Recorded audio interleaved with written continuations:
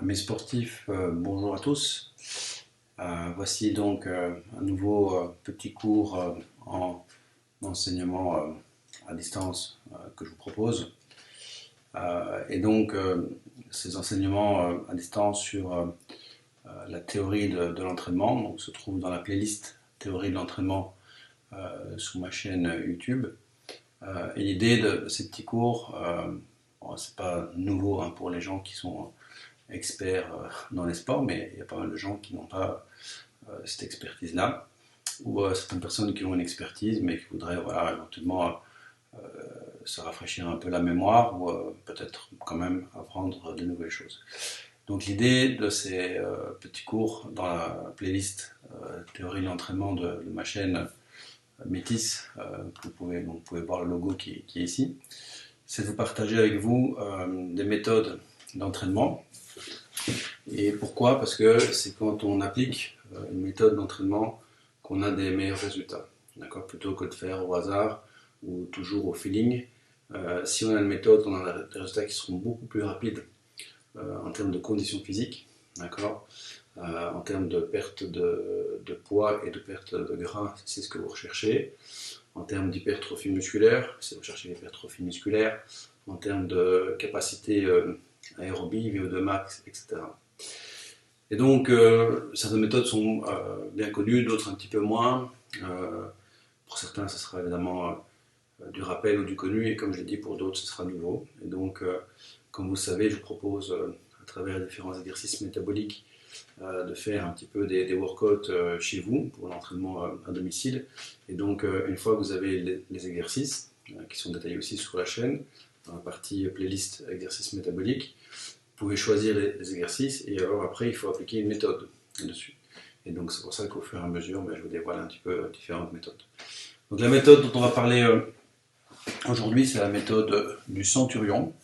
Et donc, vous allez voir que c'est une méthode un petit peu hard, mais qui est intéressante, même justement, peut-être plus ici pour les sportifs confirmés d'ailleurs.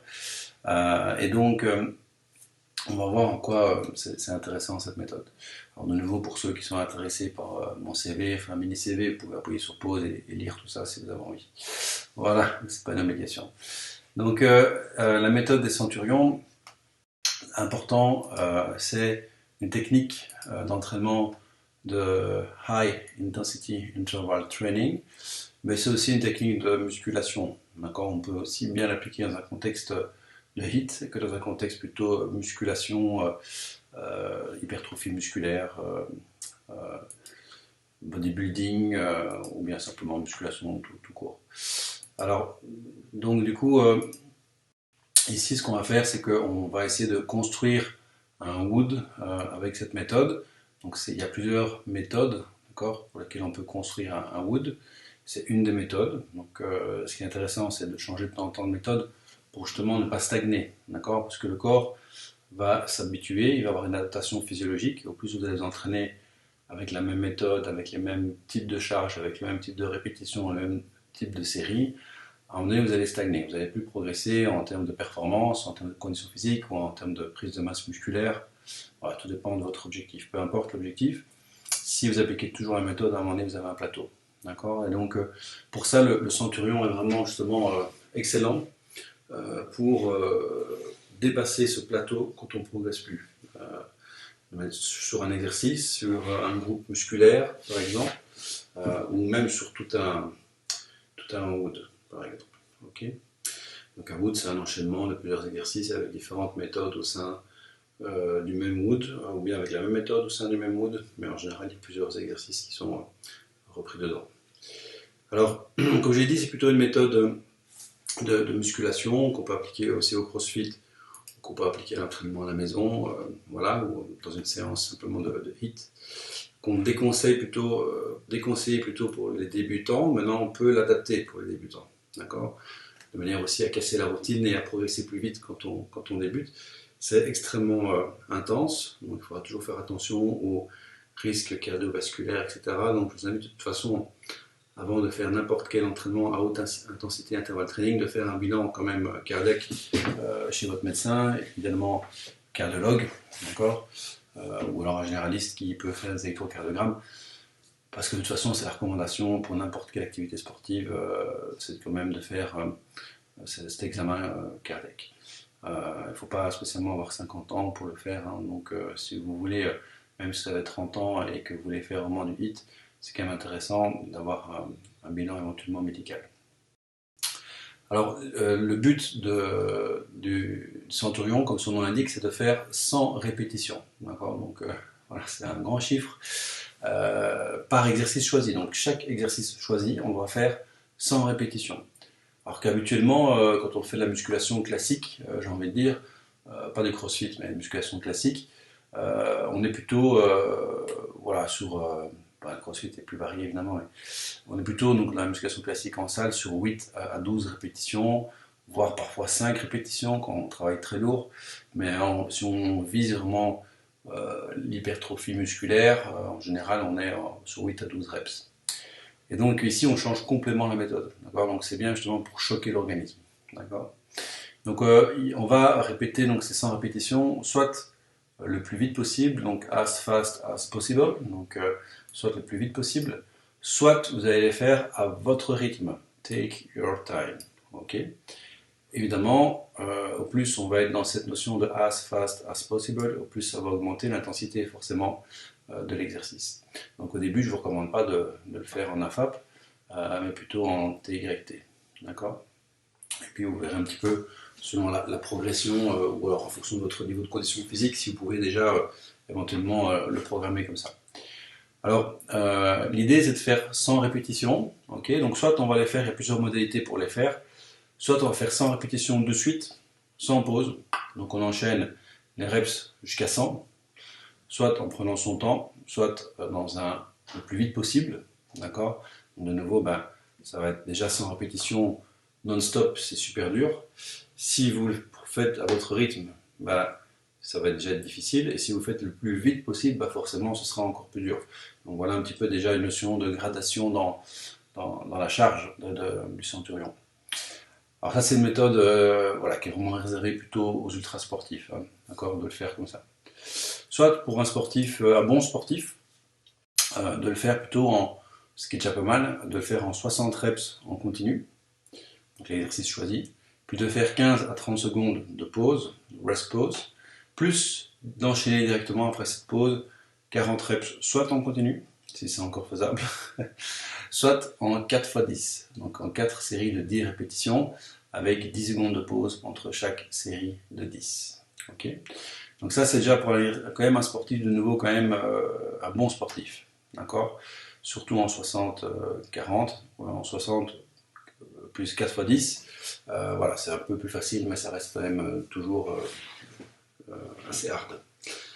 Alors si on est sportif, on peut, voilà, ça dépend aussi de l'exercice qu'on va choisir, hein, évidemment, mais si on est sportif, on peut plutôt se dire, voilà, je vais plutôt le faire en 30 reps en continu, pour avoir une grosse pré-fatigue quand même, puis de nouveau 15 à 30 secondes de rest pause, et puis après je vais enchaîner avec 7 séries de 10 répétitions, avec 10 secondes de pause entre chaque série de 10, pour arriver à 100.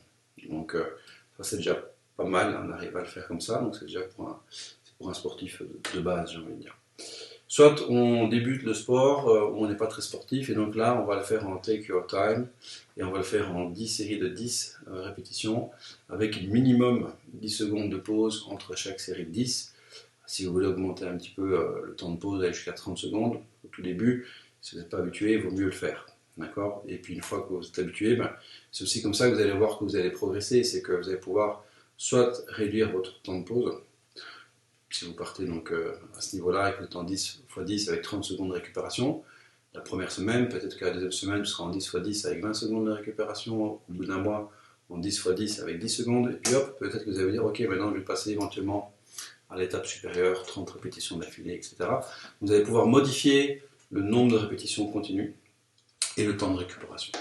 Idéalement, il faut un temps de récupération qui ne soit pas trop long, d'accord, quand on progresse, parce que l'idée c'est justement de choquer l'organisme, d'avoir un niveau d'intensité élevé, et donc le temps de récupération est assez court. Et la séance aussi en tant que telle sera assez courte. Dans tous les workouts que vous pouvez faire, peu importe la méthode, dès qu'on est en HIIT, c'est 20 minutes à 40 minutes grand maximum, d'accord, d'entraînement. 20 minutes en HIIT, c'est déjà vraiment bien. Si on donne tout pendant 20 minutes, c'est déjà énorme. d'accord?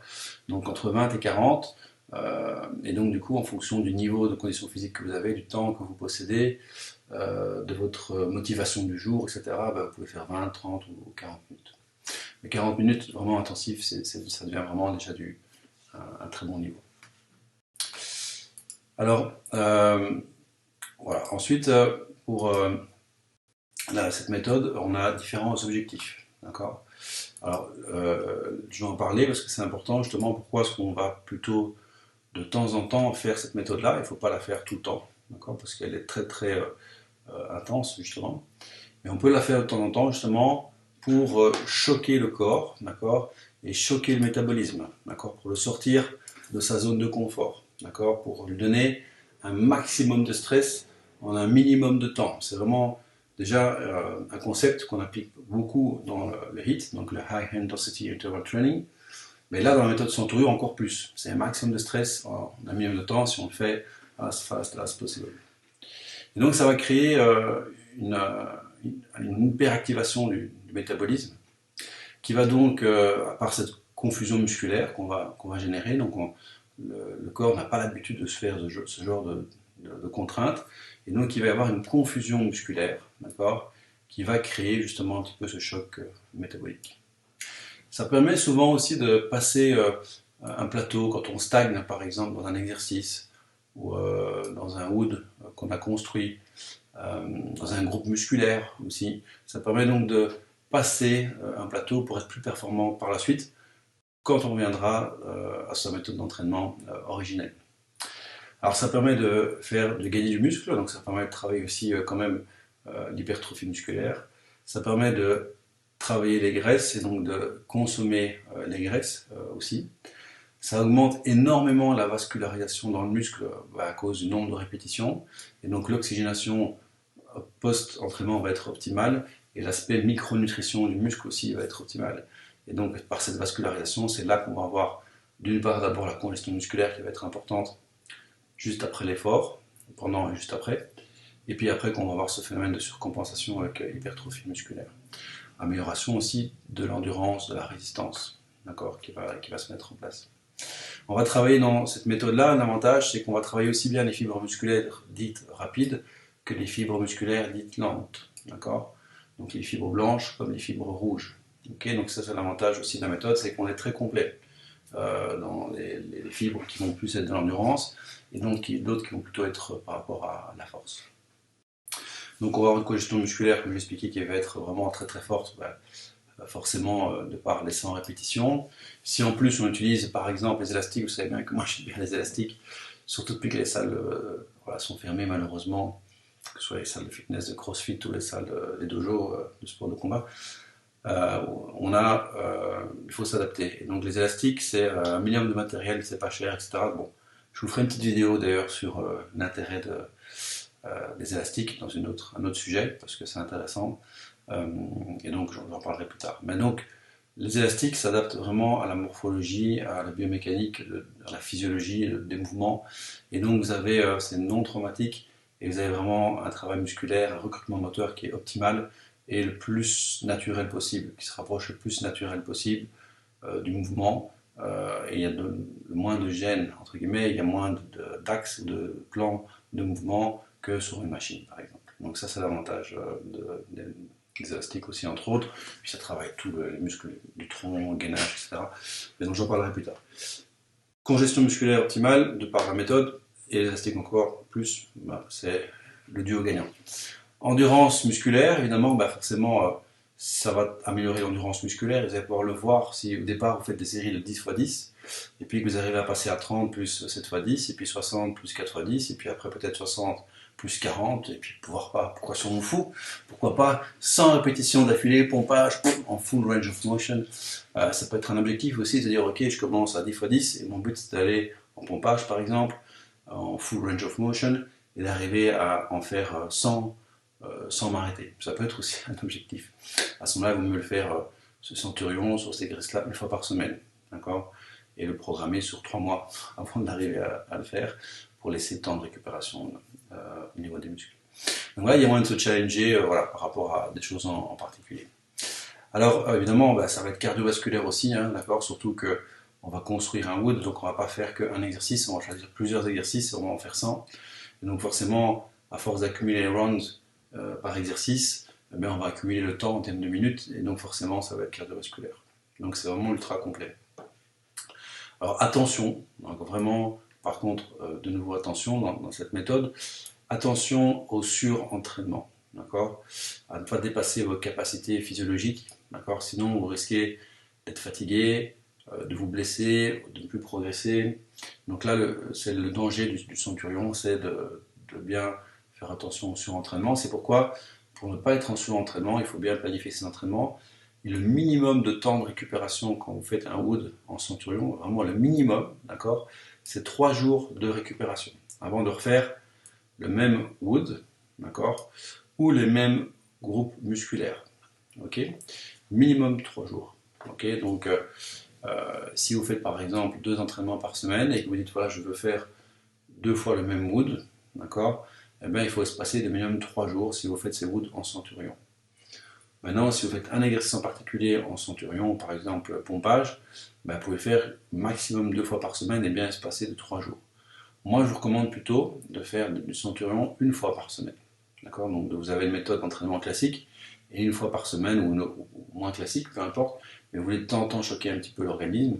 Alors, pourquoi pas, une fois par semaine, faire ce wood en centurion pendant par exemple un mois et puis après retourner à une méthode d'entraînement plus selon vos préférences, parce que c'est pas spécialement la préférence de tout le monde de faire ça, c'est dur. Et puis de temps en temps, quand vous sentez qu'il y a un plateau, etc., bah, de réintroduire ce centurion, on va dire une fois tous les 3 mois pendant une semaine, ou une fois par mois, d'accord. Tout dépend un petit peu, voilà, votre niveau d'activité physique, le type d'entraînement que vous faites, la fréquence de l'entraînement, le volume, l'intensité, etc. Alors donc attention sur l'entraînement, à la récupération. La deuxième difficulté dans le centurion, c'est de déterminer la charge au début pour pouvoir travailler sur ces 100 répétitions. Et donc déjà si on travaille en poids de corps ou pas en poids de corps avec aide ou pas aide, poids de corps lesté, avec surcharge, avec haltère, avec élastique, avec des barbells par exemple, etc. Euh, avec des kettlebells, voilà. Donc au début c'est pas évident, et donc ça demande un petit peu un ajustement, une connaissance aussi de son corps. Il faut travailler sur des exercices qu'on connaît déjà bien, d'accord, justement, pour que ce soit plus facile à mettre en place par rapport à cette charge. Il faut, c'est vrai, au début faire un peu les apprentissages par essai-erreur pour voir un peu par rapport à votre niveau de condition physique quelle charge vous allez mettre pour arriver à faire ces 100 reps, peu importe la modalité, en 60 plus 40, 70 plus 30, etc. Et donc trouver la charge au début, c'est pas évident, surtout quand on travaille en poids de corps. Forcément, quand on a des haltères, c'est un peu plus facile, mais en poids de corps, c'est pas évident, parce que ça va dépendre évidemment de votre poids de base, c'est une première chose, et aussi de votre niveau de condition physique. Et souvent, au plus on est en surpoids et au moins on est en bonne condition physique. Et donc ça va augmenter un petit peu la difficulté. Mais donc il y a moyen, bon, il faut un petit peu chercher, mais il y a moyen vraiment de l'adapter évidemment. Alors, donc ça c'est les deux choses auxquelles il faut faire attention. Alors voilà, ici voilà ce que j'ai un petit peu discuté. Plutôt donc comme j'ai expliqué pour les sportifs confirmés pour passer un plateau, mais c'est pas une obligation, d'accord. Si c'est pour plutôt des débutants ou des intermédiaires, il faut adapter pour les autres. Hein. J'ai discuté dans la vidéo antérieure en 10x10, adapter avec une charge très légère. Si c'est avec poids de corps que vous faites l'exercice, peut-être faire avec aide. Donc par exemple pour les pompages, si vous faites des pompages au sol, d'accord, ce sera beaucoup plus difficile que si je prends par exemple une surface ici et que je fais des pompages avec une hauteur. Donc pourquoi pas commencer avec, voilà, avec entre guillemets poids de corps avec aide. Si vous faites des tractions sur une barre, pourquoi pas vous sangler avec des élastiques pour vous aider à avoir une traction et donc avoir un poids de corps qui soit plus léger, etc. etc. Alors, voilà, avec les élastiques, comme je l'expliquais, vous pouvez choisir, je vais vous montrer un peu après, des exercices métaboliques que je vous propose. Avec les élastiques, vous pouvez en prendre d'autres, évidemment. C'est juste, voilà, je propose certains exercices qui me semblent être très complets, intéressants, fonctionnels, métaboliques surtout, qui travaillent vraiment beaucoup. J'ai fait une petite vidéo sur ce que c'est qu'un exercice métabolique avant, donc si vous voulez aller voir pour plus d'informations, vous pouvez aller voir ça sur ma chaîne, toujours dans Théorie de l'entraînement. Alors, voilà comment on va pouvoir planifier ça. Donc c'est un exemple ici, c'est une proposition. Vous pouvez adapter ça à votre situation personnelle et il faut l'adapter à votre situation personnelle, mais les grands principes, d'abord, il faut toujours faire un échauffement. Donc ça, c'est indispensable. Avant de faire un centurion, il faut absolument faire un échauffement. Et je dirais, avant de faire un tabata aussi, avant de faire n'importe quel wood, faites un échauffement ou bien intégrez dans votre wood simplement l'échauffement. Et donc, ce qu'on va faire ici, c'est qu'on va faire 4 rounds. Donc, c'est une proposition sur 4 rounds. On peut en faire 6, on peut en faire 8. Donc, chaque round, c'est un exercice qui va être différent. Ici, dans l'exemple que je vais donner ici. Donc, 4 exercices différents, c'est déjà pas mal. D'accord. On peut très bien se dire, ouais, finalement, je vais en faire que 2. Mais 4, c'est déjà bien. Alors, 4 rounds. On va donc faire chaque round, donc chaque exercice, on va faire 100 répétitions. Alors ici, j'ai mis le niveau d'intensité, d'accord, donc faible, moyen, enfin le niveau de condition physique que vous pouvez avoir, donc faible, moyen, bonne condition physique, voire très bonne condition physique. Les exercices que j'ai pris ici dans l'exemple, c'est l'exercice au poids de corps, donc là il n'y a pas besoin de matériel, burpees, pompe, squat sauté, traction, ok. À part pour la traction, il faut éventuellement, forcément, il faut une barre. 4 rounds, donc 4 exercices. Et on fera une pause de 30 secondes entre les exercices, donc entre les rounds. D'accord. Une pause assez courte. Donc entre l'exercice 1 et l'exercice 2, 30 secondes. Entre l'exercice 2 et l'exercice 3, 30 secondes, etc. Ici, si vous débutez, d'accord, si votre condition physique est faible, vous allez faire le premier exercice, take your time. Ok. Et puis 30 secondes de pause, d'accord. Et puis on fera le deuxième exercice, take your time, et ainsi de suite. On fera tout ça une seule fois. Donc on fera une série de 4 rounds. Ok. Donc ça c'est pour les débutants. Pour les gens qui ont une condition physique moyenne, ou qui ont déjà un petit peu l'habitude, donc j'ai oublié de le dire, pardon, excusez-moi, donc quand c'est condition physique faible, c'est 10 x 10 pour arriver à 100. Condition physique moyenne, ce sera 10 x 10 aussi. Par contre là, on va réduire un petit peu le temps de pause entre les séries de 10. Okay. Là, on avait, quand c'était débutant, 30 secondes de pause, qu'on fait 10 fois 10 burpees, et puis on fait 30 secondes de pause, d'accord. Puis on fait 10 burpees, 30 secondes de pause, etc., jusqu'à arriver à 100. Après, quand j'ai fini l'exercice de burpees, je prends ici, donc je prends 30 secondes de pause, et je refais l'exercice numéro 2, selon 10 x 10, 30 secondes de pause. Condition physique moyenne, c'est exactement la même chose, sauf que ce qui change, c'est les 15 secondes de pause ici entre les séries de 10. Donc on réduit de 2 la récupération. Et on peut augmenter, on peut faire 2 séries de 4 rounds. Donc ça va faire 8 rounds en tout, donc on peut augmenter la durée de l'exercice. Quand on fait 2 séries, entre 2 rounds, de 4 rounds, entre chaque série, ici, on va quand même récupérer de 2 à 3 minutes avant de recommencer, d'accord, une série complète. Une fois qu'on aura terminé ici, on fera 2 à 3 minutes de pause, bien s'hydrater, bien ventiler, et puis on est reparti. Ou alors, si vous vous sentez bien, et que le 10 x 10 est trop facile, vous pouvez faire 30 reps d'entrée de jeu, et puis après 7 x 10 répétitions, d'accord, pour arriver à 100, toujours avec 15 secondes de pause. Donc ça va vous devoir, quand on a une condition physique moyenne, en fonction de l'exercice, en fonction de votre poids de corps, parce qu'ici, de nouveau, l'intensité va dépendre de votre poids. D'accord. Si vous faites 100 kg avec une condition physique moyenne, vous en faites 60 avec une condition physique moyenne, bah forcément ce ne sera pas la même chose. Celui en 60 pourra peut-être, avec 60 kg, pourra peut-être faire celui-là. Pardon, excusez-moi, celui avec 60 kg pourra peut-être faire celui-là, et celui qui a 100 kg sera plutôt a priori sur 10 x 10. Alors ensuite, si la condition physique est bonne, voire très bonne, mais alors là on va adapter un petit peu tout ça. Donc, soit on va faire de nouveau du 10 x 10, mais avec 10 secondes de pause, d'accord. Soit on commence à être meilleur, voire très bon, et on fait du 60 d'entrée de jeu plus 4 x 10. Ou alors on a vraiment une condition physique qui est extraordinaire, au top de la forme, on est entraîné, on est sportif de haut niveau et athlète, et à ce moment-là on peut faire 100 reps d'entrée de jeu, d'accord. Toujours le même temps de pause entre les rounds, d'accord, donc toujours 30 secondes ici. Et là, on peut augmenter de nouveau, en fonction de nouveau de votre condition physique, 2 à 3 séries de 4 rounds, qui va vous faire 8 à 12 rounds, ou alors 3 à 4 séries de 4 rounds, et donc on va arriver à 12 à 16 rounds. Donc là, ça commence à être vraiment très très costaud ici. Hein, d'accord. Bien faire des temps de pause entre 2 et 3 minutes entre chaque série. Okay, donc à vous de un petit peu adapter ce tableau, c'est à titre indicatif, par rapport à votre forme physique, par rapport aux exercices choisis, etc. Donc là, c'était en poids de corps. Alors si je décide de le faire en exercice métabolique avec des élastiques, ce que je vous conseille de faire aussi, d'accord, c'est vraiment des exercices qui sont intéressants. Vous allez de nouveau sur ma chaîne YouTube, et sur ma chaîne YouTube, vous avez une playlist qui est ici qui s'appelle Exercices métaboliques. Et vous avez Exo 1, Exo 2, Exo 3, etc. Et donc j'essaie de nourrir progressivement un petit peu tous les exercices.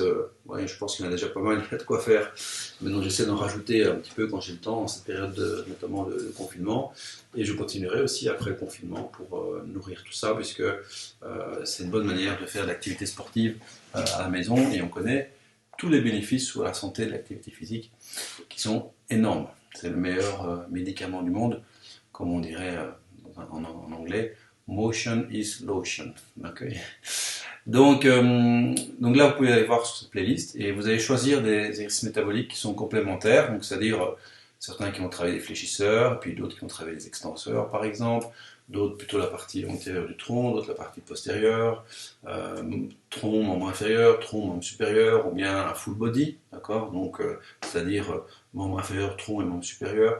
Et donc choisissez des exercices, donc choisissez-en entre 2 à 6 exercices pour faire de 2 à 6 rounds. Okay.